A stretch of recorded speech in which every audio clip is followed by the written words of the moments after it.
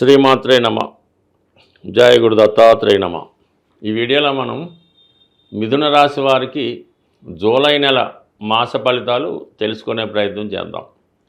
మరి మిథున రాశి వారికి ఈ నెలంతా కూడా శుక్రగ్రహ సంచారం రాశి అందే ఉండడం వల్ల చేసే ప్రయత్నంలో భగవంతుని ఆశీస్సులతో పాటు చాలా క్వాలిటీగా చాలా నియమంగా మీ యొక్క పనులు పూర్తి చేయడం జరుగుతూ ఉంటుంది. ఏదైనా ఒక శుభగ్రహం రాశిలో సంచరించినప్పుడు జాతకుడికి అటు దైవబలం ప్రజాబలం కూడా తోడై తన సంకల్పంతో ఏదైనా తన పనిని పూర్తి చేయడానికి అవకాశం ఉంటుంది. అందువలన ఇప్పుడున్నటువంటి గురువు ఇంచుమించుగా కొన్ని రోజుల పాటు ఉండడం వల్ల ప్రస్తుతం మిథున రాశి వారు ఏ ప్రయత్నమైనా సాధారణంగా మంచి ప్రయత్నం వైపే వాళ్ళ ప్రయత్నాలు జరుగుతుంటాయి. ప్రతి ప్రయత్నంలో కూడా వారి కృషికి తగిన ఫలితం రావడం జరుగుతూ ఉంటుంది.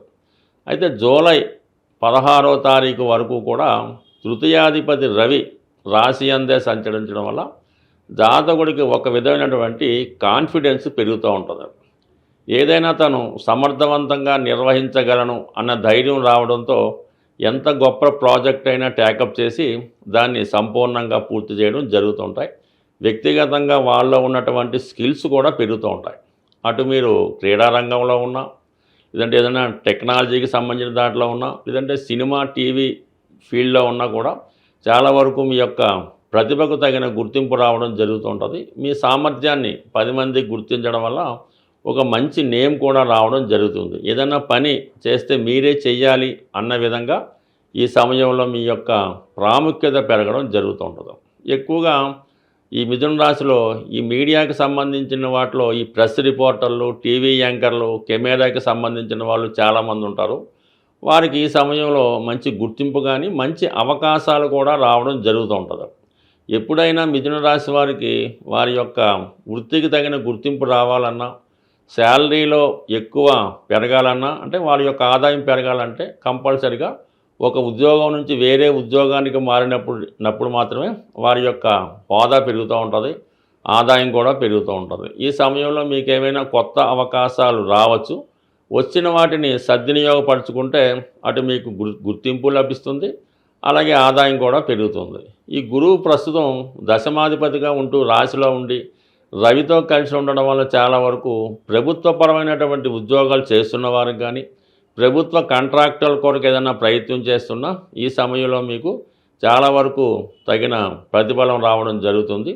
ఉద్యోగం మార్పుకి ఇది కూడా మీకు ఒక అవకాశం. అంటే ఉద్యోగంలో మార్పు రావచ్చు, కొంతవరకు ప్రమోషన్ రావచ్చు, లేదంటే వేరే టీంలో కూడా మారవచ్చు. అంటే కొన్ని అనుకూలమైనటువంటి చేంజెస్ రావడం జరుగుతుంది. ఖచ్చితంగా మీకు ఒక హోదా లాంటిది లభిస్తూ ఉంటుంది. ఇక సప్తమాధిపతిగా ఉన్నటువంటి కుజుడు, సప్తమాధిపతిగా ఉన్నటువంటి గురువు కూడా రాశి యందు సంచరించడం వల్ల, రవితో కలడం వల్ల మీ జీవిత భాగస్వామి కూడా ఒక గుర్తింపు రావడం జరుగుతుంది. వృత్తిరీత్యా ఎక్కువగా ప్రయాణాలు చేయడం కానీ, కొద్ది రోజుల పాటు వేరే ప్రాంతంలో విధి నిర్వహణ చేసి రావడం కానీ కంపల్సరీగా జరిగే అవకాశం ఉంది. బట్ ఏదైనా ఎక్కడున్నా ఎక్కడికి వెళ్ళినా మాత్రం అన్ని సౌకర్యాలు లభిస్తూ ఉంటాయి.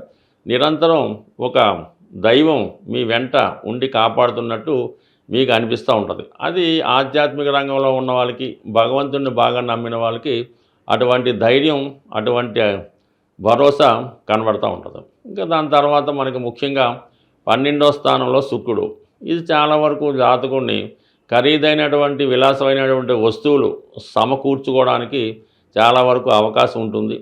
ఏదైనా ఒక దూర ప్రాంతం వెళ్ళినప్పుడు, ఒక పుణ్యక్షేత్రానికి ఒక టూరిస్ట్గా వివిధ ప్రాంతాలకు వెళ్ళినప్పుడు అక్కడ కనబడుతున్నటువంటి అందమైన వస్తువుల్ని కొనాలనే ఆలోచన వస్తుంది. కంపల్సరీగా వాటిని పర్చేజ్ చేయడం కూడా జరుగుతుంది. మీకు కావలసిన వారికి, ఇష్టమైన వారికి విలువైన బహుమతులు లాంటివి ఇవ్వడానికి కూడా శుక్రుడు 12వ స్థానంలో ఉన్నప్పుడు కారణమవుతుంటుంది. అంటే కొంతమంది పంచమాధిపతి వేయిలో ఉండడం వల్ల మీ యొక్క ఎంటర్టైన్మెంట్ కొరకు, మీ యొక్క అభిలాష కొరకు, మీలో ఉన్నటువంటి ఆలోచనకు తగ్గ విధంగా ఏదైనా పెద్ద హోటల్లో స్టే చేయడం కానీ, చాలా వరకు ఏదైనా ఒక మంచి ఇంపార్టెంట్గా ఎక్కువ లాంగ్ జర్నీ చేయడం కానీ ఇవన్నీ జరుగుతుంటాయి. బట్ ఏదైనా ఖరీదైనటువంటి అలవాట్లు, ఖరీదైనటువంటి ఆలోచనలు వస్తూ ఉంటాయి.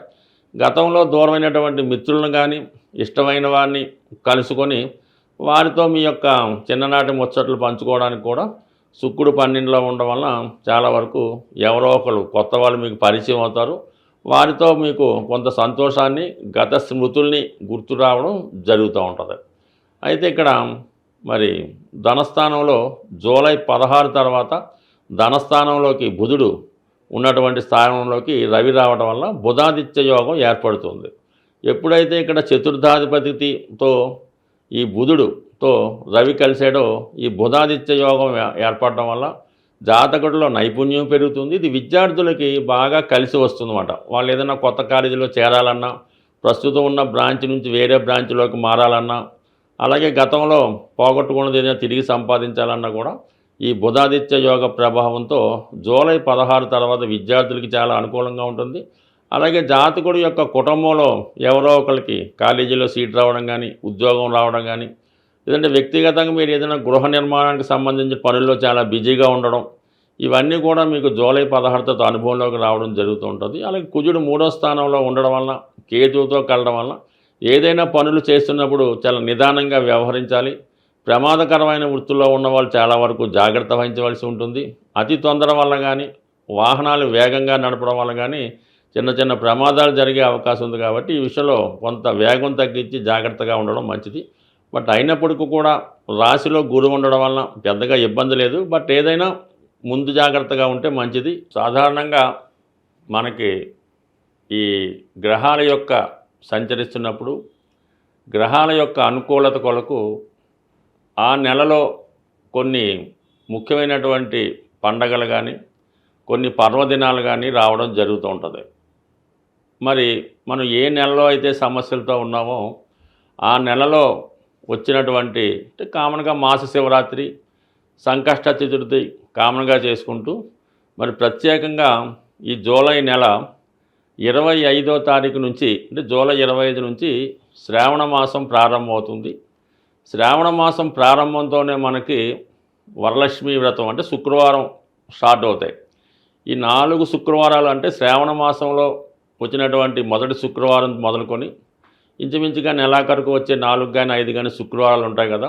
ఆ శుక్రవారాలు స్త్రీ పురుష భేదం లేకుండా ప్రతి ఒక్కరూ విధి విధానంగా అమ్మవారిని పూజించుకోవడం, అంటే ఇంటికాడ వ్రతం చేసుకున్న వాళ్ళు చేసుకుంటారు, లేని వాళ్ళు అమ్మవారి ఆలయం దర్శించి అమ్మవారికి మీకు కలిగిన విధంగా ఏదో విధంగా అమ్మవారికి కానుకలు సమర్పించి మరి ఆ రోజంతా నియమంగా ఉండడం వలన వీలైతే ఆ రోజు కనకదారా స్తోత్రం పారాయణ చేయడం వల్ల కానీ, ఏదన్నా మీ యొక్క కుటుంబంలో స్త్రీలకి అంటే మీకు మదరో సిస్టరో వదిన గారులకో ఏదో ఒక శుక్రవారం వాళ్ళకి చీర జాకెట్ అటువంటి పశు సంబంధించినటువంటి కానుకలు ఇవ్వడం వల్ల అంటే ముఖ్యంగా మీరు శ్రావణ మాసంలో మీ కుటుంబంలో ఉన్నటువంటి స్త్రీలని సంతోషపెట్టడం వల్ల మీ ఇంట్లో ధనలక్ష్మి కొలువు ఉంటుంది. మీకు కూడా ఏదో విధంగా ఐశ్వర్యం కలిసి వస్తుంది.